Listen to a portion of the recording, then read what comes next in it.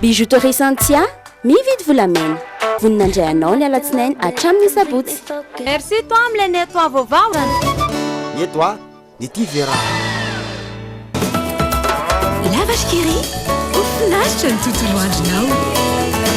Manolotra ho anao ny Le JT. Brushing, coiffure, coloration, osez tout avec Gliss Intense Thérapie. Alors, avant de les couper, essayez Gliss Intense Thérapie. Saradis, société de distribution représentant les grandes marques Premier, Paperline, Lexi et Corès, fourniture de qualité à prix compétitif au meilleur service. Vous présente Le JT. Efa nivoaka ny smartphone Itel S15, plein écran water drop, manana caméra selfie 16 mégapixels afahanao maka selfie tsara sy mazava be. Tiara manolotra anao ny Le JT. La saveur ultime des fruits. Miarabanao tonga soeto amin'ny Bricodis Ambohibao. Bricodis manolotra anao Le JT.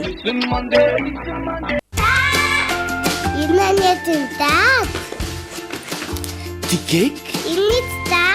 Le gâteau matsiro be misy crème. Tsy mitsahatra mikaroka izay tsara ho an'ny zanako Sleepy.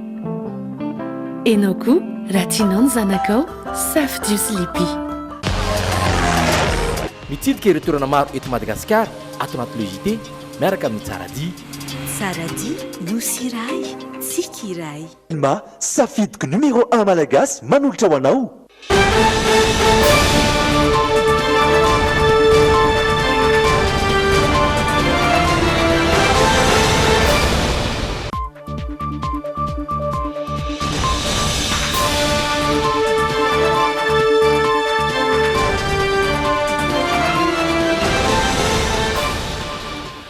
Miara-matomboka ny ankafaliana indray no tsy dianay ny tokantranonao amin'izao takarivan'ny alarobia fa 9 ny volana oktobra izao andao anaraka ny lohateny mbavao avetrany.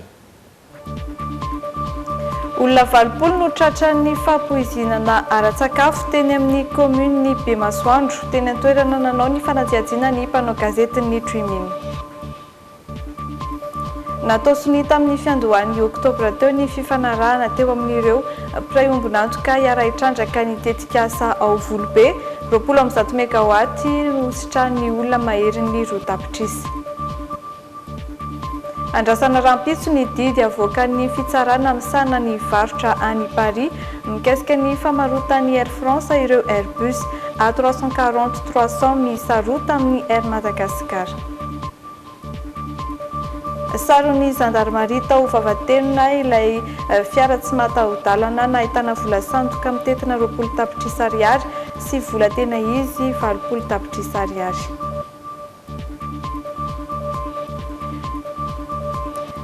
Any ivelany dia namafy ny sazy omena ireo tompon'andraikitra akaiky ny filoha teo aloha Joseph Kabila ny vondrona Europeana fandikan-dalàna sy fanaovana tsinotsinona ny zon'olombelona no anenjehana azy ireo.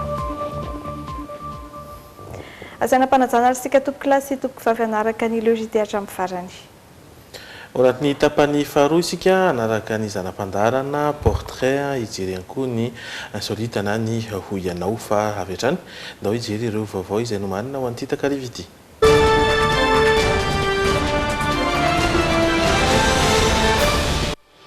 Trangana fahapozinana ara-tsakafo teny amin'ny komine Bemasoandro ao anatin'ny district any Antananarivo Atsimondrano.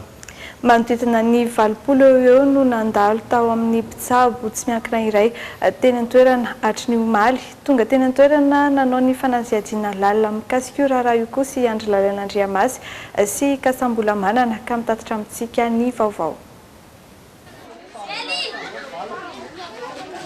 Hatramin'ny 3 ora tolakandro orany dinany teny an-toerana dia tafiakatra 20 ireo olona efa nandalo teto amin'ity tovi-tsaboana tsy miankina iray eto Bemasoandro ity.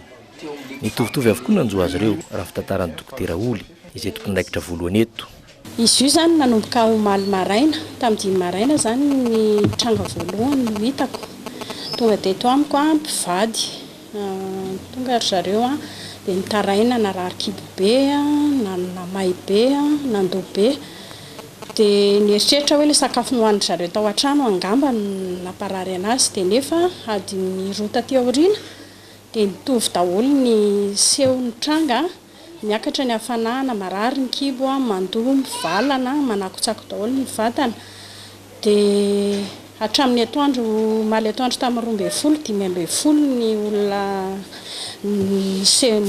mitovy fiseho tamin'izay dia nanontany hoe misy zavatra tsy mety dia nanontaniako moa ry zareo zany dia hoe taizany sakafo dia nanondro tetsy amin'ny mpivarotra composé tetsy amin'ny kaikin'ny fasana tetsy ry zareo dia ny après-midi mbola nitomby ohatrany ihany le olona dia mitomby tsy mitsahatra mitomby le olona voa androany zao amintsika zao miteny zao 720 ny olona niraisina teto akoatran'izay ny olona efa tonga dia makeny amin'ny pharmacie zany mamonjy pharmacie mividy fanafody tsy ny dokotera hafa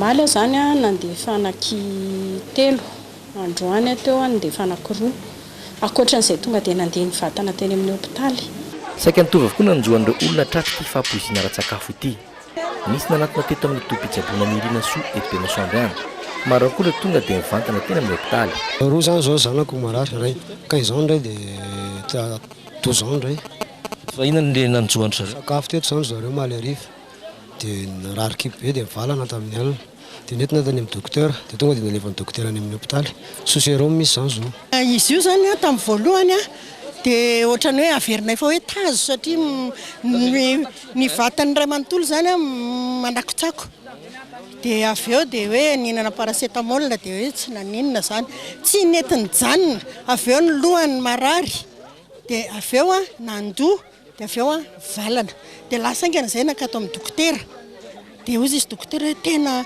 intoxication zany izy fa reto efa misy lista be dia be ozy izy tratran'izay daholo ndrano dada mividy goûté izy ny ariva dia vidy paty frity ny vidiny teo zany dia netonoty tanitra azy nihinana dia ny ariva izy no rana efa nararary dia meko paracetamol aveko hoe mitady anavy mahe marary andoha dia maraina teo izy vao nandoso mivalana be mbola marary kipo tranao fitranga mandoa be dia avy eo mivalana be fa nihinana be dia be le maly so dia hoe nihinana zavatra hafa fa tsy teo koa nefa teo mihitsy composé paty sy lasary tetsy tamin'ny maly dia ahoana ny fitranga nanjoanao nomboka oviana nomboka narary nanomboka tamin'ny maly tonga narary be aloha ny kibo dia avy eo amin'izay tsy nitrahatra mivalana foana nankeny amin'ny trano nitoerany ninimy raha vavy izay mpivarotra eto efa 10 taona izahay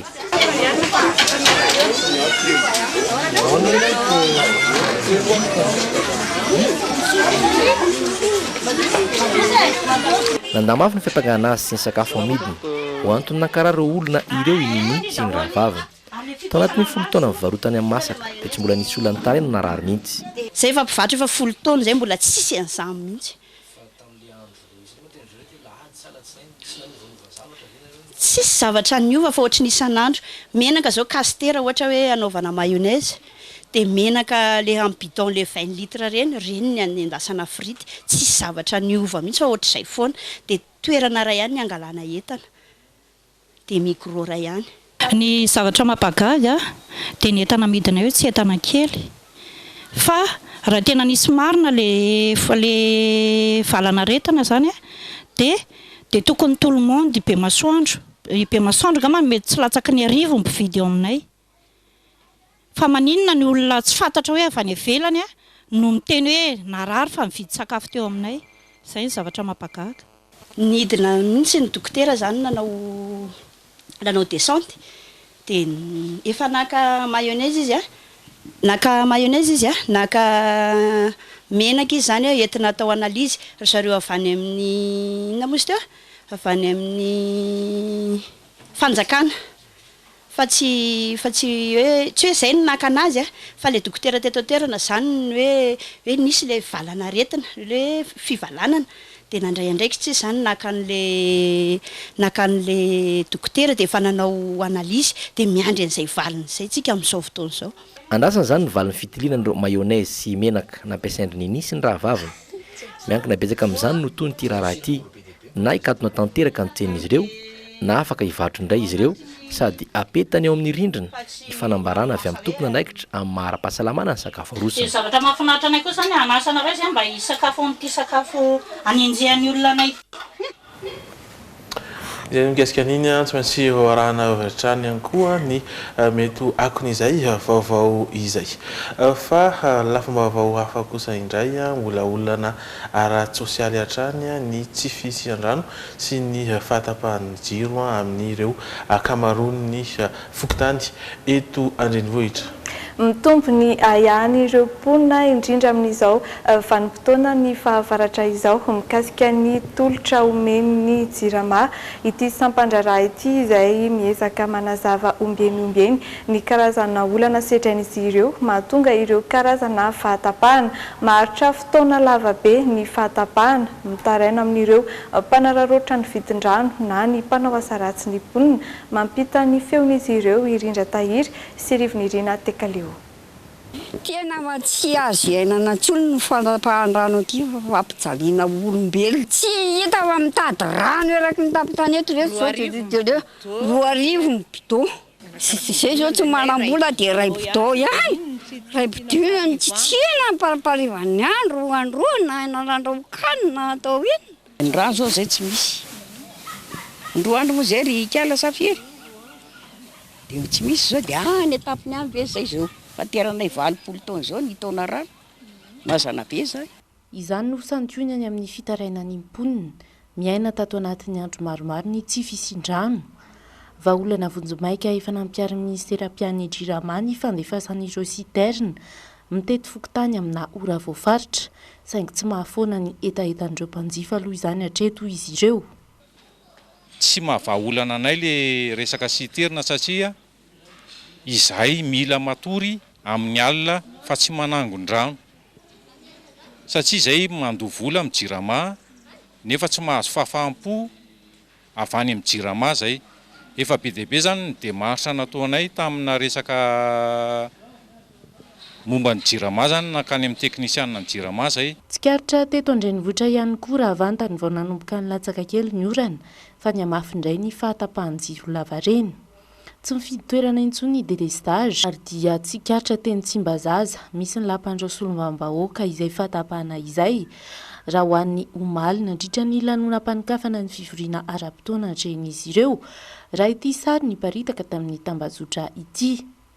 Olana teo amin'ny tambazotra anatiny no antony mahatapaka ny herinaratra ao an-toerana raha ny fanazavan'ny Jirama ka andraikitry ny fitantanana ao amin'ny antenimieram-pirenena no miantoka ny fanatsarany tambazotra anatiny io. Nahitana fahatapahana ihany koa nefa ny eny Ankadilalana raha alaina ohatra toeran'izay manakaiky hôpitaly sy misy ny tobin'ny Zandary. Mangany fotsiny eny amin'ireo faritra sokajiana ho toerana iva. Anarany misy poto nefa ny jiro any aminay sy mirehatra mihitsy. Fa ny mpangalatra amin'izany amin'ny alina dia tena matahotra mororo mihitsy izay vahoaka rehefa maizimaizina ny agnatin'ny ohatra hoe amin'ny 7 izy tapaka dia sy miverina izy raha sy any amin'ny 1.20 alina indraindray. Jiro zao indroa herinandro izy zao ny tapatapaka amin'ny alina foana. Ia. Zao raha nana ny volo zay amin'ny Jirama tena mazana. Teo tena nijafaka be na tsy nandoa teloetsy tsy nentina andoha aloha. Miovaova hatrany ny alaolana alefan'ny Jirama amin'ny alalan'ny famplazana ataony eo amin'ny pejiny raha vakiny ireo faneho-kevitra manoloan'izany. Ho an'ny androany ohatra dia voalaza fa nisy nangalatra ny taribin-jiro mitondra ny herinaratra izay mampiodina ny tobo-pamokarana rano eny Ankadivorobe ka nahatonga ny fitsaran'ny famatsiana rano ho an'ny Malavolona, Andoharanofotsy, Bongatsara, Mandrimena. Efa niveriny arivo ny rano ho an'ireo faritra atsimon-drano ireo raha ny filazana nataony Jirama hatrany.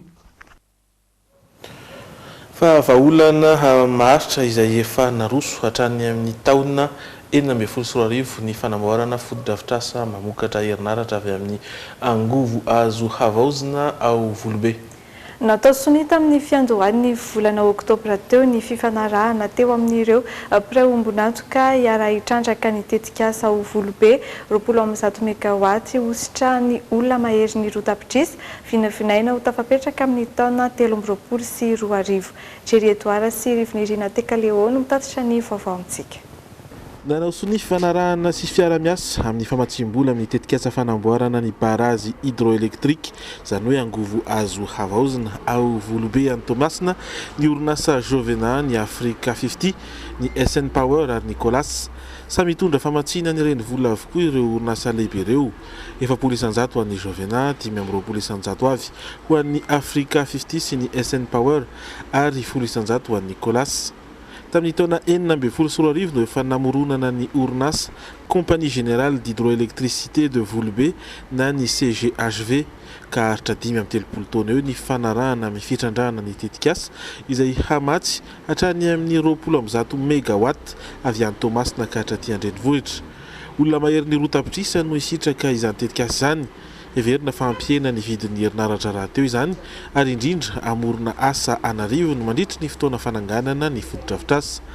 Any amin'ny taona 2024 no vinavinaina ho tafapetraka ny milina famokarana herinaratra avy amin'ny rano ao Volobe. Nanambara ny flotale général ny vondrona Axian Hasnain Hirji fa zonony tsirairay ny hahazo herinaratra. Fanamby lehibe rahateo ny hitondra hazavana manerana ny Madagasikara ao anaty fanajana ny tontolo iainana amin'ny angovo madio, maharitra ary azo havaozana. Araka dokam-barotra risika iverinetondray afaka fotoana fohy.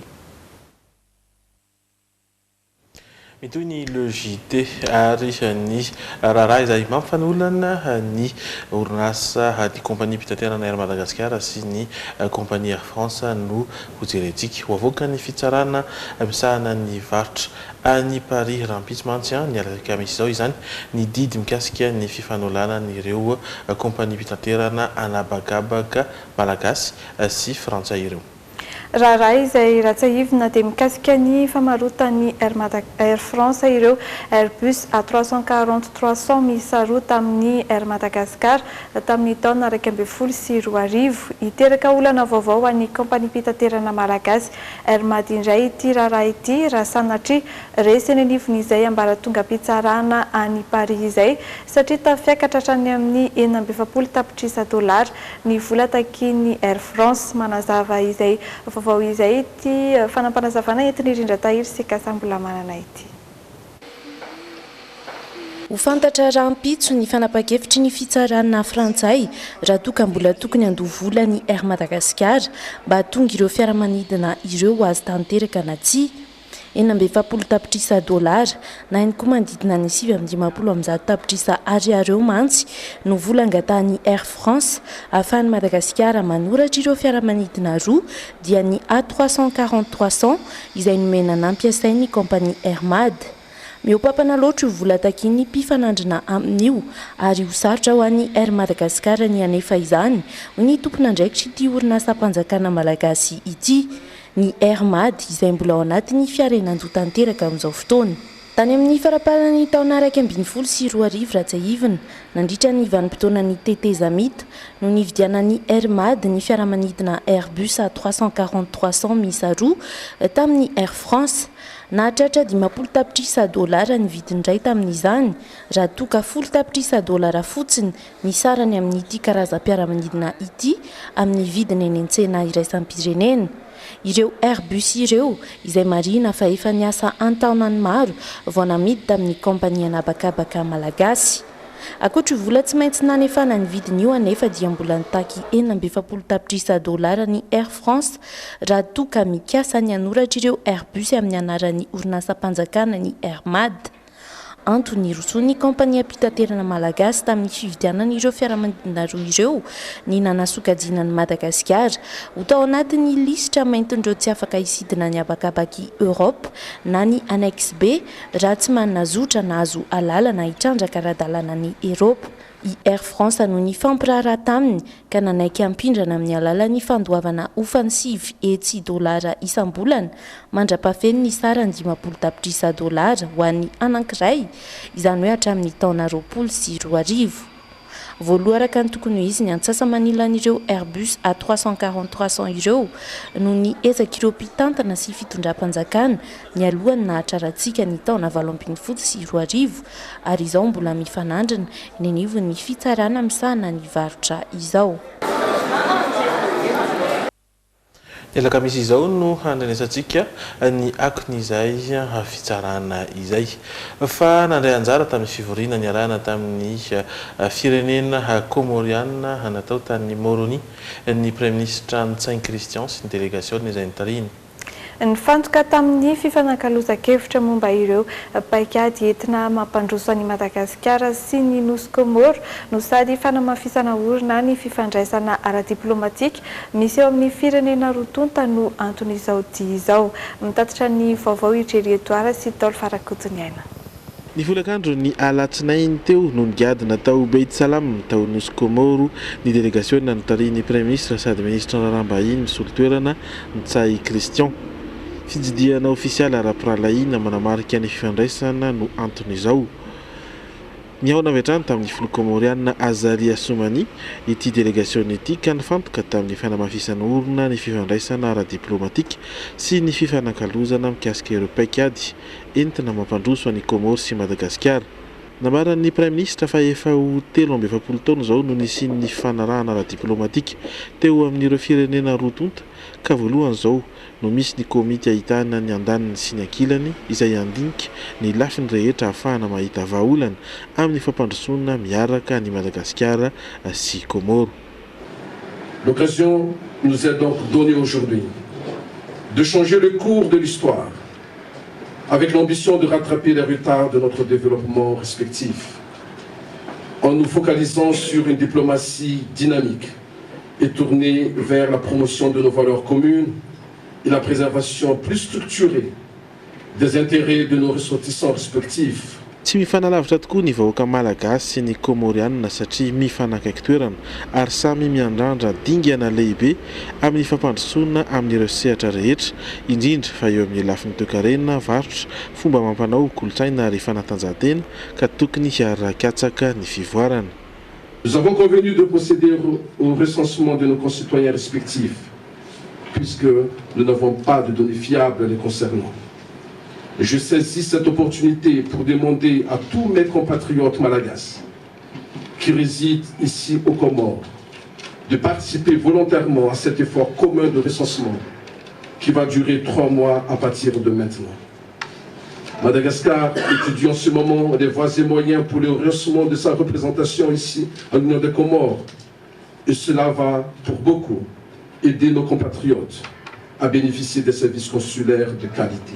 Nandray anjara tamin'ny fivoriana ny arahana tamin'ny firenena comoriana izay natao tao Moroni araka izany ny premier ministre Saint Christian sy ny délégation maromaro izay nitarihany.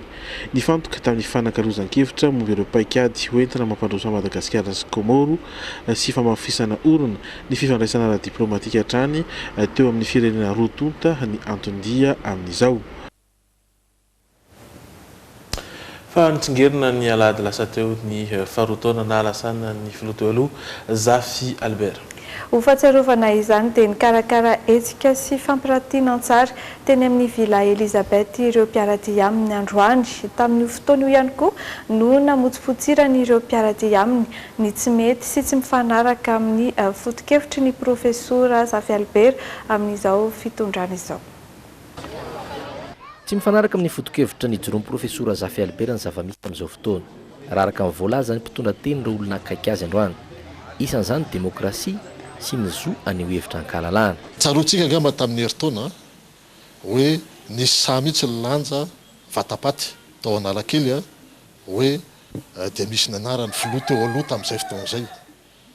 Dia nisy tamin'izay fotoana izay karazan'olona izay amin'ny fitondrana ankehitriny namoy an'izany tao anatin'ny Facebook ary nitabataba be mihitsy ny hoe miaro an'izany hoe liberté d'expression zany.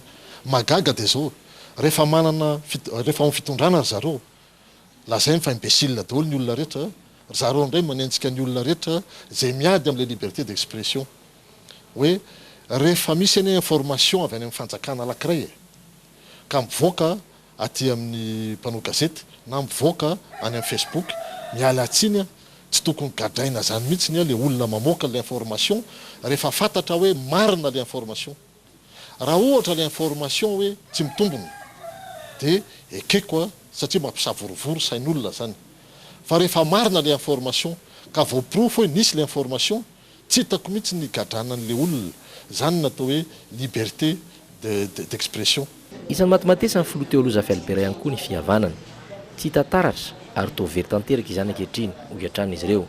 Notsevina androany tamin'ny hetsika fandevasina horonan-tsariny milaza ny heviny sy izay rehetra nolazainy sy ny fampirantiana tsara ny faharoa-taona nondaosan'ny fahafatesana filoha teo aloha Zafy-Albert. Nodimandry ny zoma 12 oktobra 17 lasa teo izy.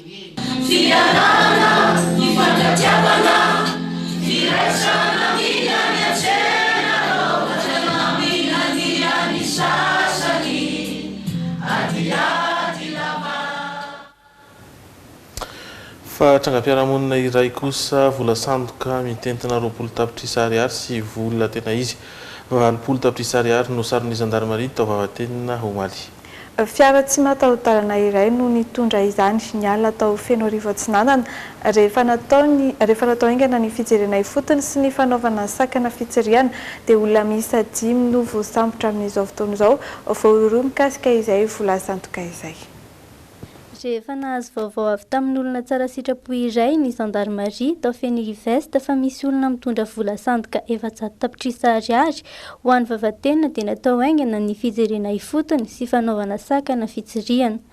Tao Vavatenina tratra ny fiara 4x4 pick-up Ford Ranger iray izay nitondra vola sandoka 20 tapitrisa ariary sy vola tena izy 20 tapitrisa ariary. Mbola mitohy kosa ny fanadihadiana sy ny fizavana an-tranon'izy ireo any Feniriveste ahitana ny tena zava-misy marina. Fa tsy nisy fiantraikany tamin'ny vidim-bary aloha hatreto ny firotsahan'ny orana teto Voatany.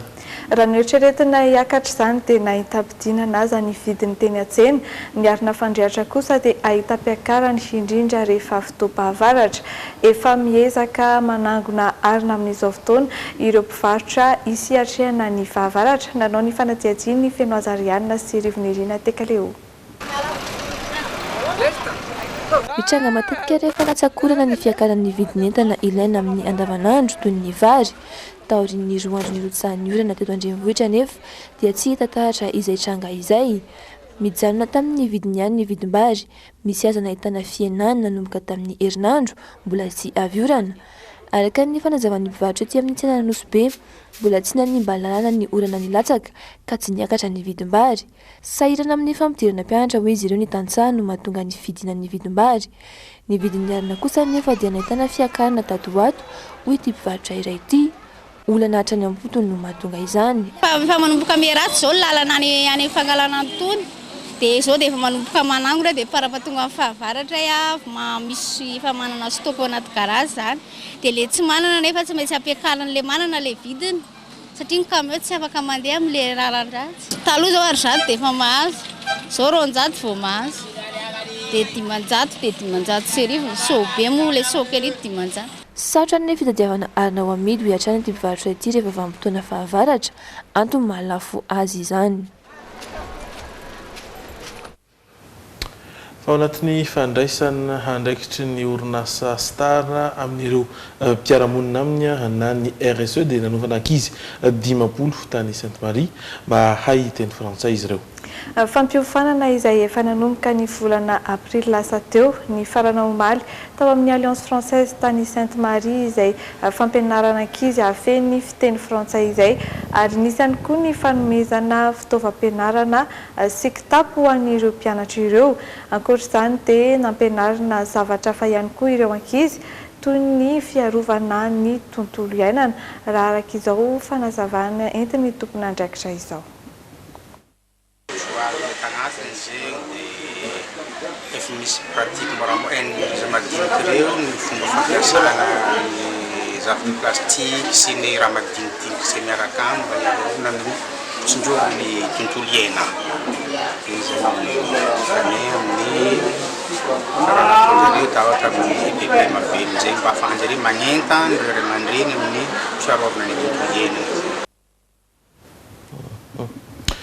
Fa lafim-baovao hafatrany nitondra fanazavana ny CMM na ny komity ny Miss Madagasikara 5 andro tao reny fampiantsoana mpanao gazety nataon'ireo Miss Madagasikara nanomboka tamin'ny taona 2024.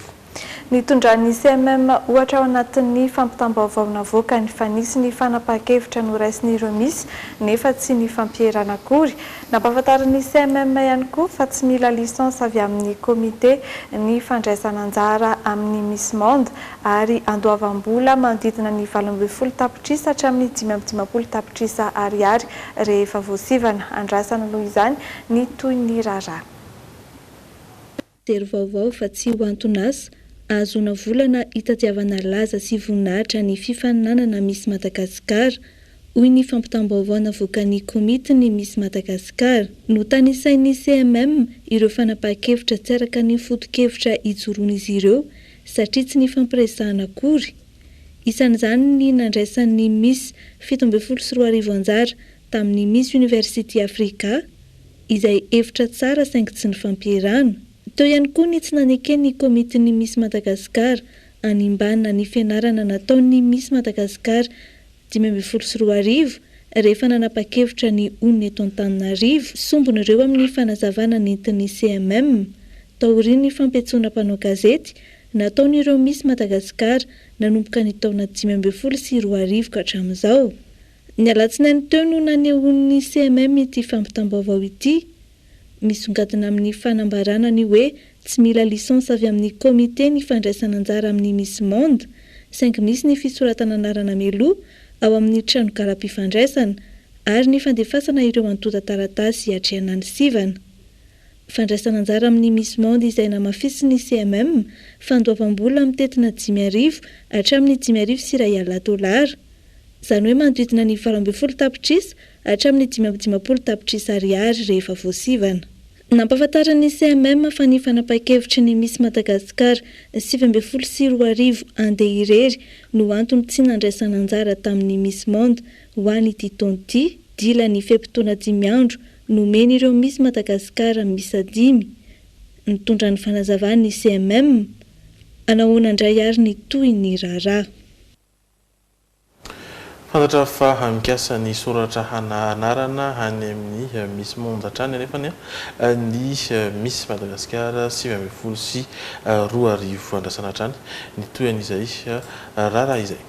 Fa ho atao ny ray ka hatramin'ny 3 novembre ho avy izao ny hetsika Salon international des distributeurs et producteurs alimentaires et non alimentaires izay karakarain'ny Canal 720.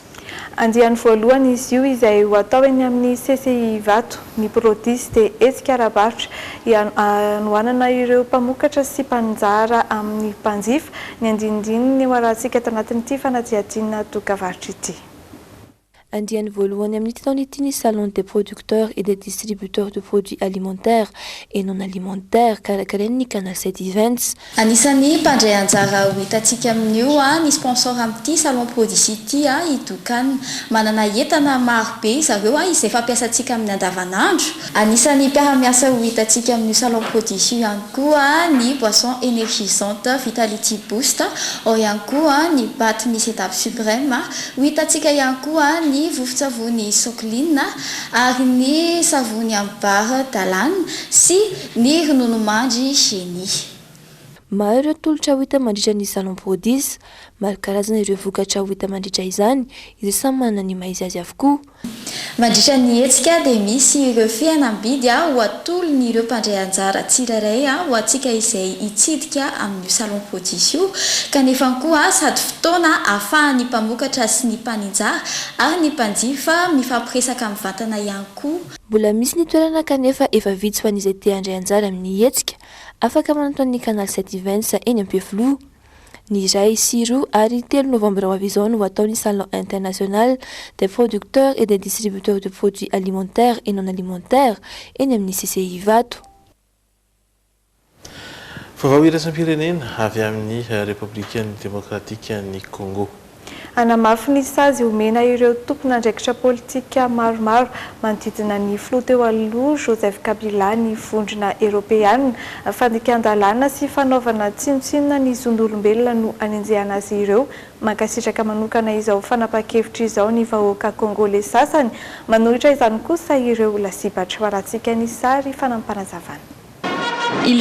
Misa 420 ireo tompon'andraikitra politika Kongolais tandindro amin'ny sazy avy amin'ny vondrona Europeanina.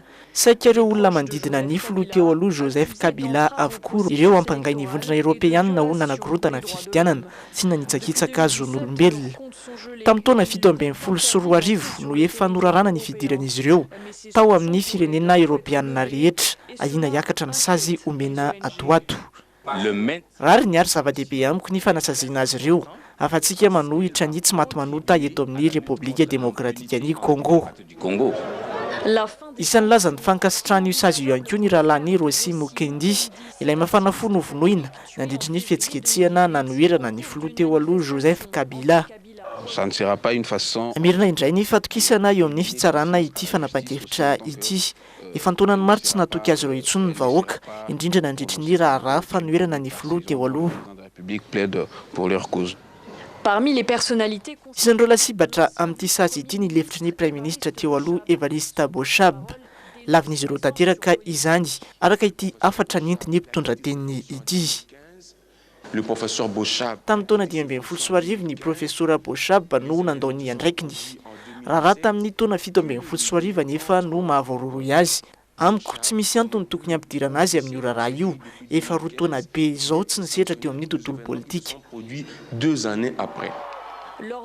Tamin'ny fitsidihan'ny filoha Congolais Félix Tshisekedi tany Bruxelles farany teo efa nangataka fanalefahana sazy izy. Everina mbola mahasarotra ny raharaha nefa ny 10 izay mbola hita soritra eo amin'ny filoha ankehitriny sy Joseph Kabila no ndimbiasany. Andrasana hatramin'ny volana Desambra ho avy izao ny fanapahan-kevitra farany momba ity raharaha ity. Toy ny raharaha ao Hong Kong kosa indray no sakanan'ireo solombavambahoaka tsy handray fitenenana tao amin'ny lapan'ny antenimieram-pirenena ny mpitondra fanjakana Carrie Lam. Tabataba sy fihetsika maro no nanehoany ireo solombavambahoaka avy amin'ny antoko-panohitra ny tsy fankasitrahana ity mpitondra fanjakana ity toy ny fitakiana amin'ny fametraha-pialany. Tonga teny amin'ny lapan'ny antenimieram-pirenena ny mpitondra fanjakana hongkongais Carrie Lam ilaza ny politika ankapobeny gouvernemanta. Vao handray fitenenana nefa izy dia raikitra ny tabataba ampitsarana ny lahateniny. Navoaka ny hefitrano io Carrie Lam taorin'izay ary noezahana nampitoniana ireo solombavambahoaka. Niveriny indray afaka minitra vitsy vao maika ny amafy ny tabataba fanoherana azy toraka fananganana sary samihafa.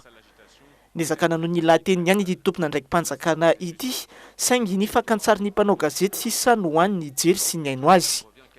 Rehefa izay nanapa-kevitra ny hanajanona tanteraka ny lahateny sy handrava ny fivoriana ny lehibe ny antenimieram-pirenena. Tsotra no antony nanaovan'ireo solombavambahoaka avy amin'ny antoko-panohitra izao fihetsika izao rehefa nanontaniana miala eo amin'ny fitondrana i Carrie Lam. Teny foy sady mazava no ambarako miala eo amin'ny fitondrana rehefa tsy mahafeny fitantanana firenena. Mampirisika azy miatra-pialana moramora fa tsy mety amin'ny vahoaka hongkongais intsony ny fisiny. Je l'exhorte à démissionner. Administrating Hong Kong, please step down. Depuis juin. Nanomboka ny volana jona teo no nahazovana ny fihetsiketsehana ao Hong Kong. Ny fitsabahan'ny sinobe loatra amin'ny raharaha-pirenena no tsy ankasitrahany ny sasany amin'ireo olom-pirenena. Tonga hatramin'ny fitakiana fandravana gouvernemanta sy fametraha-pialan'ny mpitondra fanjakana ny hetsika. I Hong Kong izay marina fa fanjakana mahaleo tena amin'ny ampahany eo ambany fiahin'ny Chine hatramin'ny nahafaka azy teo ambavahoan'ny mpanjanaka tamin'ny taona 1790. Ampatsiavinanao ary ireo vaovao izay nitsongadina tamin'ity takariva ity olona 20 no lasibatry ny farampozina nara-tsakafo teny amin'ny commune Bemasoandro teny antoerana ary nanao fanadidina izay ny mpanao gazety ny Jumina androany ary nanamarina izany raha ndraky ny namaran'ireo olona voakasika kosa dia tsy mitombona izany. Natao siny tamin'ny fiandohan'ny volana oktobra teo kosa ny fanarahana teo amin'ilay prin ombonantoka itrandraka ny tetikasa ao Volobe mandidina ny 20 megawatt no hositrahan'olona maheriny 2 tapitrisa. Andrasana ny alakamisy izao ny didy ho avoakan'ny fitsarana misahana ny varotra any Paris mikasika ny famarotany Air France ireo Airbus A340-300 miisa roa tamin'ny Air Madagascar tamin'ny taona 1.20 sy 2 ary sarony gendarmerie tao Vavatenina ilay fiara tsy mataho-dalana nahitana vola sandoka nitentina 20 tapitrisa ariary sy ny vola tena izy 20 tapitrisa ariary. Hoantsika amintsika kosa ary hoe anahoana ny endriky ny zanam-pandarana manaraka ho arahantsika i Valérie Miss Madagasikara 20 sy 2 ny fiainana na misy azy no hitantsika ao anatin'ny portrait. Ny sary famantarana ny vola 10 ariary kosa no nanontaniana tamin'ny Oyanao. Dia hiato vetivety anatin'ny dokam-barotra aloha isika ary Verneto hiaraka hijery ireny zanam-pandarana ireny.